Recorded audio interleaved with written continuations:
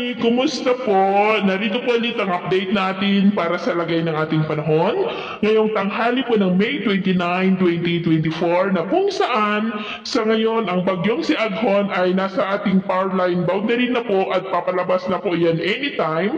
Wala na pong itong direktang epekto sa alinmang bahagi ng ating bansa maliban po sa hinahatak pa rin itong habagat na siya naman pong dahilan ng mga pag-ulan na atin na pong nararanasan lalo na po sa kanlurang bahagi ng ating bansa. At ito naman ay pinapakita ng forecast model natin pong ginagamit hanggang po sa susunod na 2 linggo. At sa lagay ng ating panahon, ngayong tanghali ay maayos ang panahon sa malaking bahagi ng ating bansa pero may tsansa pa rin ng maulap na kalangitan with isolated rain sa ilang bahagi ng Batanes, northeastern part ng Cagayan, ilang bahagi ng Pangasinan, Zambales, Bataan, Palawan, Bicol Region, Marinduque, Romblon, Panay Island, northern part ng Negros, Leyte, Samar Provinces, Sulu Archipelago at Zamboanga. At sa susunod po ng mga oras, maging handa po tayo lalo na sa kanlurang bahagi ng ating bansa dahil mas mataas ang tsansa ng maulap na kalangitan with isolated light to heavy rains kaya mag-ingat po tayo sa mga banta ng mga pagbaha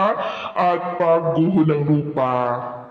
At sa atin naman pong mga baybayin, wala naman pong nakataas na gale warning signal sa malaking bahagi ng baybayin ng ating bansa. Maliban po sa mga baybayin ng Batanes na ang mga alon ay posibleng aabot hanggang po sa 1.8 to 2.5 meters height. Dulot po yan ng trough pa rin ng bagyong si Aghon, kaya iwasan muna natin ang papalaot dyan sa mga may